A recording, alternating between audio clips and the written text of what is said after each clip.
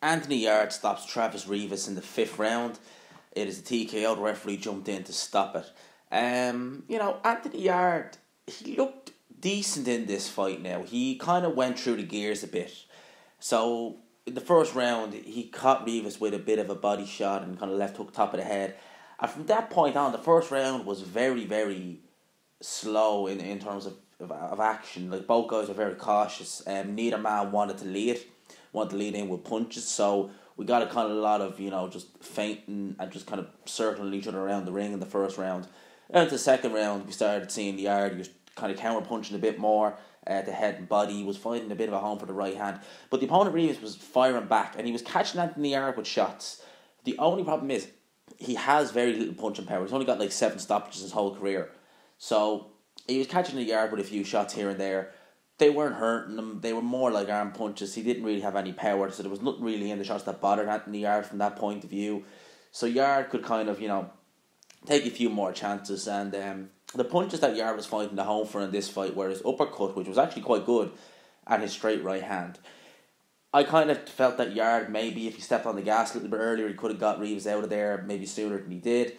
But we went into the 5th round. Yarde landed a good little counter right hand and just followed up with a couple of more right hands from then on in. Now, originally when I looked at it live, I thought the stoppage was premature. Watching it back on the replays, I could see that Reeves' legs were pretty much gone when he went back in again the rope, because how what happened was Yarde caught him with a couple of right hands. He kind of fell back in again the ropes, and Yarde hit him with a couple more shots. And the referee jumped in and stopped it. Now, looking at it live, as I said, I thought it was premature.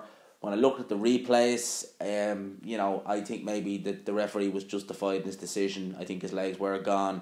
And, he could have... I think at the end of the day, the Liam Williams fight, which I spoke about earlier, might have been in this referee Marcus McDonald's head. I know Marcus McDonald wasn't refereeing the fight, but I think we've seen one fight that went on a bit too long in which a fighter was, knocked out in a way he shouldn't have been.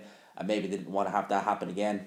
So he jumped in and stopped it. To be honest with you, there was no complaints from the corner. There was no complaints from the fighter. So, in that aspect, I thought it was premature when I looked at it. But when I look at it now, I'd probably say it was an okay stoppage.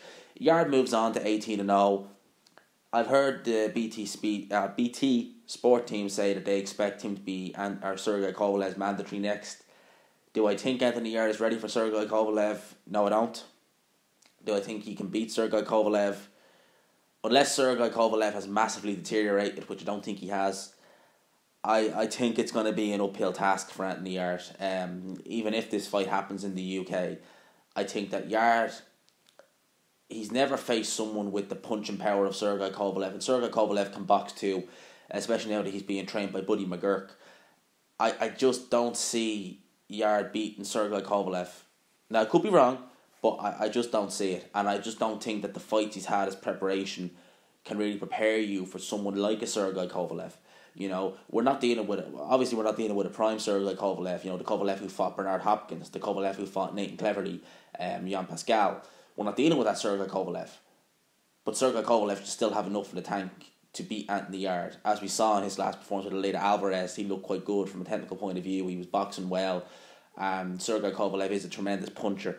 Yarde's never fought a puncher. Realistically, he's never fought of someone with genuine knockout power. So the shots he was getting hit with tonight, the little shots he was getting hit with here and there, if that was a Sergey Kovalev hitting you, where he's just heavy-handed from the opening bell, what would happen then? So, those are the questions I asked about this fight. The performance seemed fine from Anthony Yarde. I had no issues with it. He looked, as he always does, he looked good. He used his physical strength, showed good counter-punching ability. And Anthony Yarde is a fighter who I like watching. I'm very impressed with his level of skill for someone who so few amateur fights. But I just think that in terms of management, Tunde Ajayi, his PR work could be a bit better.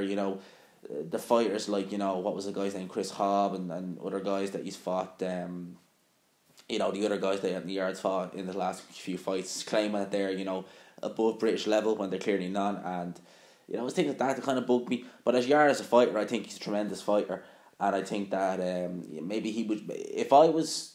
Obviously, I'm not in the Anthony Yarde team. I'm not privy to what's going on. But from the outside looking in, if I was in charge of Yarde, I would maybe give him a bit more time before going in there with a Sergey Kovalev. But it just depends. I haven't seen the post-fight interviews yet. I'm recording this straight after, so who knows? They might be announcing it now, and I could be out of I could be out of touch with it. But now Sergey Kovalev next is it looks like it's on the cards, but do I think Yarde will win? It could be difficult, and Yarde has shown good power, and Sergey Kovalev is definitely not iron-chinned. So, there's always a chance, but I'd be definitely picking Sergey Kovalev in that fight. So those are my thoughts on this. Please leave yours down below. Let me know if you enjoyed it. Let me know if you enjoyed this card. I know I did. It was a decent card. In terms of the fights, there was no real 50-50s, but we got to see some decent little scraps and some decent little stoppages as well. So, it was a nice scene. The Royal Albert Hall looked amazing. So, it was a decent card. So leave your thoughts down below, and let me know what you thought of it. And as always, I will talk to you after.